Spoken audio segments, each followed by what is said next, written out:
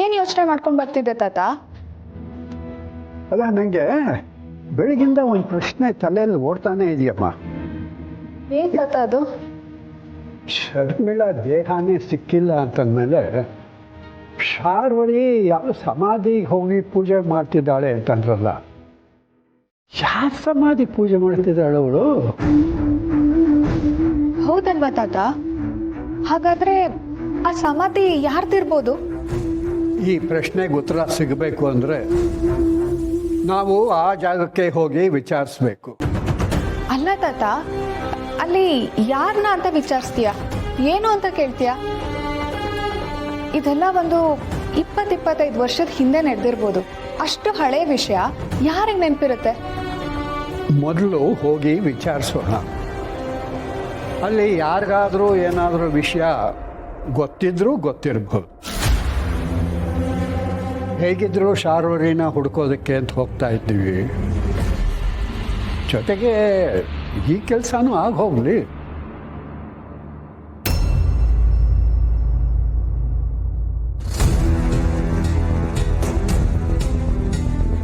ನೋಡಿ, ನೀವಿಬ್ರು ನಿಮ್ಮ ಇನ್ವೆಸ್ಟಿಗೇಷನ್ ಇಲ್ಲಿಗೆ ನಿಲ್ಲಿಸಿ.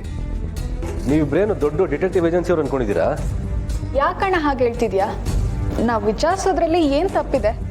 ಅಲ್ಲ, ನಾವೇನು ಕಂಡುಹಿಡಿಯೋಕ್ಕಾಗಲ್ಲ ಅಂತ ಹೇಳ್ತಿದ್ಯಾ? ನೋಡು ಸಂಧ್ಯಾ, ಈ ಇನ್ವೆಸ್ಟಿಗೇಷನ್ ವಿಚಾರದಲ್ಲಿ ಆಗಿರೋ ಎಡವಟ್ಟುಗಳೇ ಸಾಕು. ನೀವು ಇನ್ನೇನೋ ಮಾಡಕ್ಕೆ ಹೋಗಿ ಅದು ಇನ್ನೇನೋ ಆಗಿ ಇದೆಲ್ಲ ಬೇಡವೇ ಬೇಡ. ಅದಕ್ಕೆ ಅಂತ ಪೊಲೀಸ್ನವ್ರು ಇದ್ದಾರೆ. ಸಾಲದು ಅಂತ ನಾನಿದ್ದೀನಿ, ಅಭಿ ಇದ್ದಾನೆ, ಅಭಿ ಅಣ್ಣನೂ ಇದ್ದಾರೆ. ಇದ್ರ ಬಗ್ಗೆನೇ ಓಡಾಡ್ತಾ ಇದ್ದೀವಿ. ನೀವಿಬ್ರು ಮನೇಲಿ ನೆಮ್ಮದಿಯಾಗಿರಿ.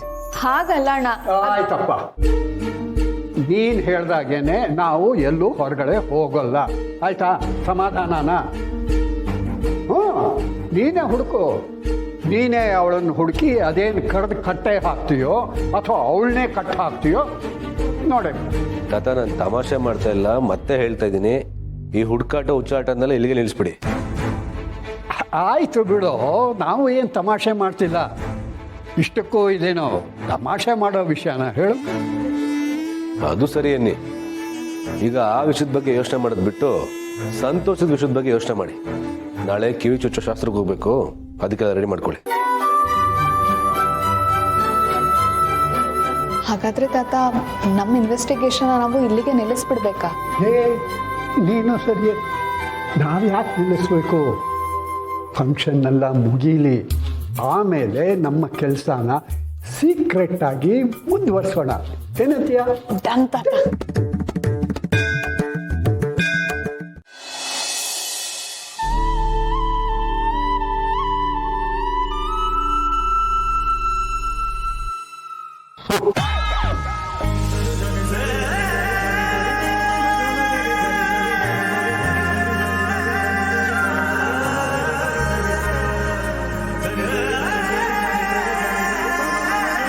ರೀ, ಇದು ಅಡುಗೆ ಮನೆ, ನನ್ನ ಬೆಡ್ರೂಮ್ ಅಲ್ಲ. ನನಗೂ ಗೊತ್ತು, ಅದಕ್ಕೆ ರುಚಿಯಾಗಿರೋ ಸಿಹಿ ತಿನ್ನಬೇಕು ಅಂತ ಬಂದೆ. ಸಿಹಿಗಿ ಎಲ್ಲ ಸಿಗಲ್ಲ. ನೀವು ಹೀಗಿಲ್ಲೇ ನಿಂತಿದ್ರೆ ಖಾರವಾಗಿರೋ ಮೆಣಸಿನ್ಕಾಯಿ ಸಿಗುತ್ತೆ, ಕೊಡ್ಲಾ? ನೀನು ಖಾರವಾಗಿರೋ ಮೆಣಸಿನ್ಕಾಯಿ ಕೊಟ್ಟರು ಅದು ಸಿಹಿಯಾಗಿ ಅನಿಸುತ್ತೆ. ಆದರೆ ನನಗೆ ಮೆಣಸಿನ್ಕಾಯಿ ಬೇಡ. ಇಲ್ಲೊಂದು ಮಾರ್ಕ್ ಥರ ಕೊಟ್ಟರೆ ಚೆನ್ನಾಗಿರುತ್ತೆ. ನಂಗೆ ತುಂಬ ಕೆಲಸ ಇದೆ, ನೀವು ಹೊರಡಿ ಇಲ್ಲಿಂದ. ನನಗೂ ತುಂಬ ಕೆಲಸ ಇದೆ. ಪುಣೆ, ಅದು ಮಗು ಶಾಪಿಂಗ್ ಹೋಗ್ಬೇಕಿತ್ತಲ್ಲ, ಹೋಗೋಣ. ಬಾಬಾ, ಬಟ್ಟೆ ಎಲ್ಲಿ ತಗೋಬೇಕು ಅಂತ ಡಿಸ್ಕಸ್ ಆಯ್ತಾ? ಹಾ, ಅದೇ ಡಿಸ್ಕಸ್ ಮಾಡ್ತಿದ್ದೆ. ಪುಣೆ, ಬೇಗ ಬಾ. ಅಕ್ಕ, ಸುಮ್ಮನಿರೆ, ಜೋರೊಬ್ಳು. ಬ್ರೋ, ಏನಿದು? ಏನಿದು? ಏನು? ಅದು ಪೂರ್ಣಿ ಅಕ್ಕನ ಪ್ರೀತಿ ಗುರುತುಗಳು. ಇಲ್ಲ ಇಲ್ಲ, ಹಾಗೇನಿಲ್ಲ. ಅದು ಇವತ್ತು ಅಲ್ಲ, ನಾಳೆ ಅಡುಗೆಗೆ ಏನು ಅಡುಗೆ ಅಲ್ಲ, ಬಟ್ಟೆ ತಗೋಬೇಕು ಅಂತ ಡಿಸ್ಕಸ್ ಮಾಡ್ತಿದ್ವಿ. ನೀವು ಏನಾದರೂ ಡಿಸ್ಕಸ್ ಮಾಡಿ, ಆದರೆ ಈ ರೀತಿ ಬಟ್ಟೆ ಕೊಡೆ ಮಾಡ್ಕೋಬೇಡಿ. ಅದೆಲ್ಲ ಇರಲಿ. ಡ್ಯಾಡ್ ಅಡುಗೆಗೆ ಏನೇನು ಬೇಕು ಅಂತೆಲ್ಲ ಹೇಳಿದ್ದಾರೆ. ನಾನು ಕೇಟ್ರಿಂಗ್ ಅವ್ರಿಗೆ ಹೇಳಿದ್ದೀನಿ, ಅವ್ರು ನಾಳೆ ಬರ್ತಾರೆ. ಸೊ ಅಡುಗೆ ಬಗ್ಗೆ ಚಿಂತೆ ಬೇಡ. ಸರಿ, ಒಳ್ಳೆ ಕೆಲಸ ಮಾಡಿದೆ. ನಾನು ಹೋಗಿ ಟೀ ಶರ್ಟ್ ಚೇಂಜ್ ಮಾಡ್ಕೊಂಬನ್ನಿ.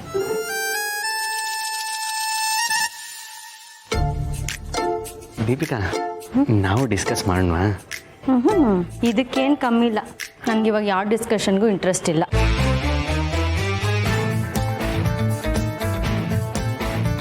ಈ ಸಿಗ್ನಲ್ಲು ಏನು ಅಂತಾನೆ ಅರ್ಥ ಆಗ್ಲಿಲ್ವಲ್ಲ.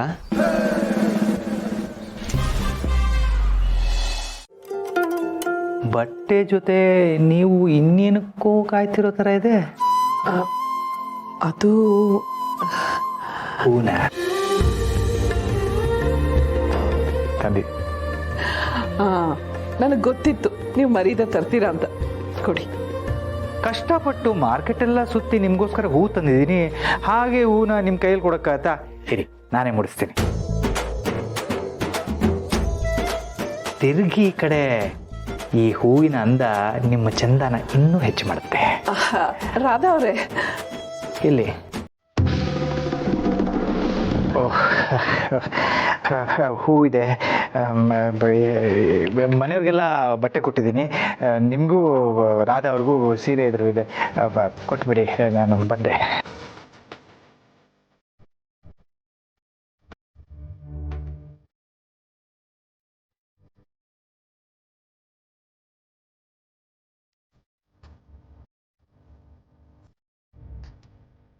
ಸೀರೆ ತುಂಬ ಚೆನ್ನಾಗಿದೆ. ನಂಗೆ ತುಂಬ ಇಷ್ಟ ಆಯಿತು.